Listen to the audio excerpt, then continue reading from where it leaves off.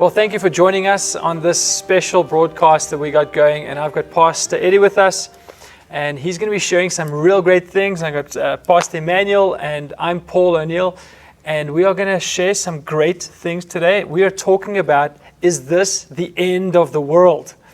And there's a lot of fear going around, and we just want to get into the scriptures and discover together about what does this mean? Is this the last days? Is this the end of the world? And when is Jesus coming and how? So we're going to be talking about this in this series, and so glad that you joined us. Please watch through all the series because we're going to be dropping some golden nuggets in every episode.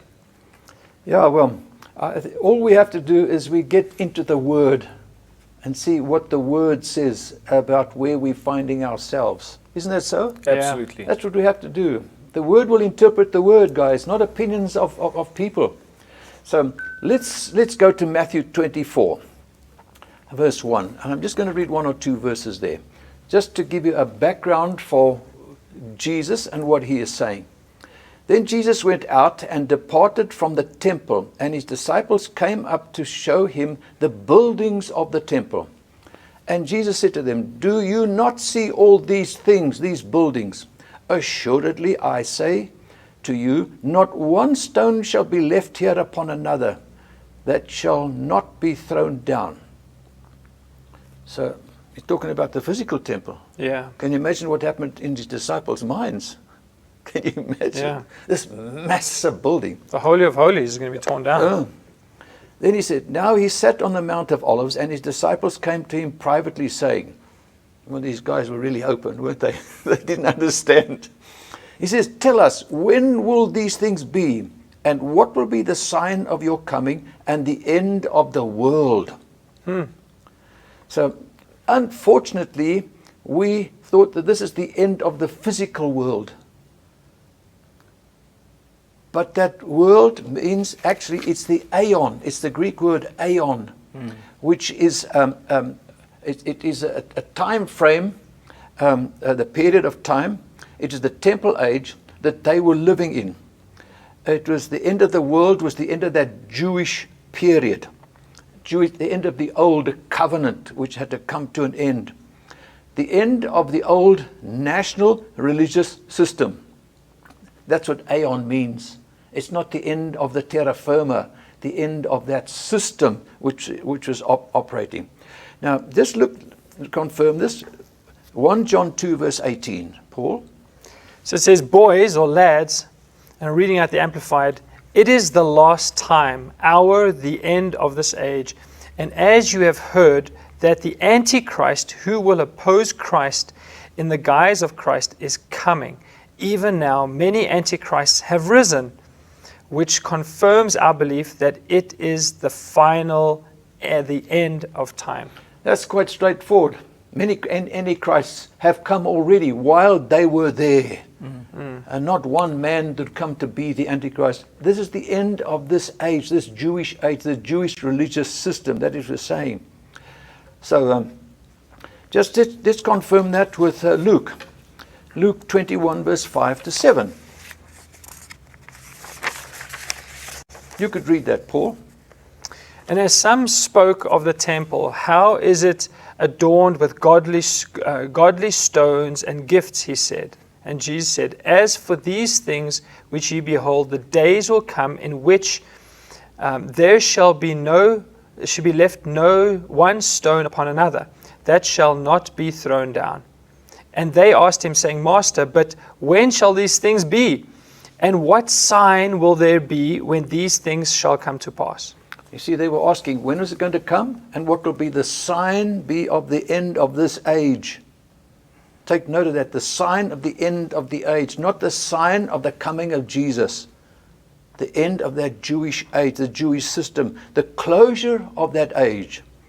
The end of the Old Testament law and its prescriptions, the prophets, and it is the beginning of a new time, a new age, which he instituted at the cross.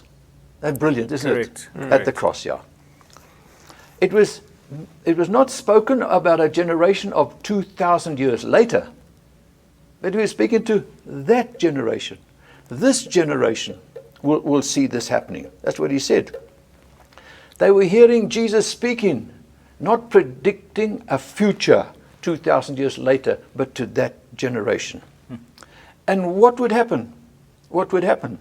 What would the sign be of the end of that Jewish age? It will culminate, and we've got to take note of this, it will culminate in the destruction of the temple. Sure. So if we can get this right, the disciples, like what we read in Matthew 24, they're asking, hey, when's the end of the world coming? So there must have been rumors about there is going to be an end of the world. And so Jesus is going, it's not the end of the world, it's the end of an age that's going to end. End of a Jewish system. And so Jesus is trying to tell them that there's a system that needs to change. Yeah. It's not just the end of the terra firma, the world as we know it. And the end of this age was the destruction of the temple in Jerusalem. That was between, the great wars were there between 67 AD and 70 AD. Now, we have historical account of this by Josephus, the historian that was there. And he gives a large interpretation, or not interpretation, of what actually happened with Jerusalem. It was first of all that the Edomites, attacked Jerusalem as well. There was carnage. There was death. By their thousands they would die. On top of that, the Roman Empire came along. He said the Romans encircled Jerusalem, and there was bloodshed. There was about 500 crucifixions every day. That the forests around Jerusalem would be removed. Can you imagine the carnage that was there? And then what happened? They burnt the temple. They broke it down. So there was a physical destruction of that temple. Can you imagine that?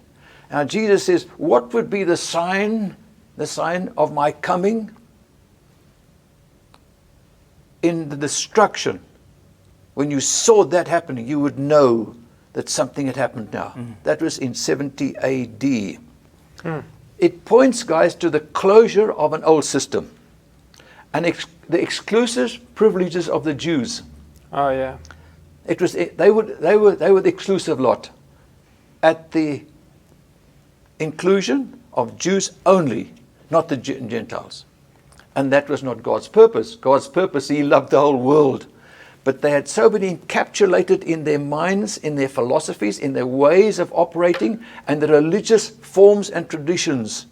They were so captured with that they actually shut their eyes and their spirit to receive that Jesus had come. So what had happened there? See, it was the end of temple sacrifices. Can you imagine that? Now just let's look at Hebrews chapter 7 verse 27. You could read that, Paul.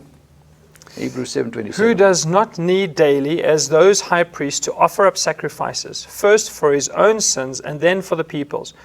For this he did once for all when he offered up himself. Emmanuel, Hebrews 9 verse 12 to 26. Not with the blood of goats and calves, but with his own blood he entered the most holy place once for all, having obtained eternal redemption. He then would have had to suffer often since the foundation of the world. But now, once at the end of the ages, he has appeared to put away sin by the sacrifice of himself. See, at the end of the ages. Wow. What age is he talking about? He's talking about that Jewish age. Correct. There wouldn't be another sacrifice. There was one sacrifice that Jesus was on the cross of Calvary, once and for all, never to be repeated again. Yeah. The end of the age. That's all we just want to emphasize, is that the destruction of Jerusalem was the end of that whole Jewish system. That sacrificial system. That sacrificial, that was in operation. Sure. So the temple was actually the building that separated, caused separation. From the Jews to the Gentiles. And that was, they focused on that temple. And Jesus says, oh now I am coming. And I'm not going to live in a physical temple. I will be the first God-man that walks on the face of this earth. I will be the residence of my Father on this earth. That's what it is about. So he restored went lost. It went lost. He restored the presence of God on the earth. How does that sound? It's amazing. It's almost like he restored what went lost in Genesis. You know? His comment to the Samaritan woman. Time is now coming and now is, where you don't have to go to a temple or to a certain place to worship. So God's judgment came because they refused to receive him. And the sign of that was the destruction of that temple. We'll be with you again.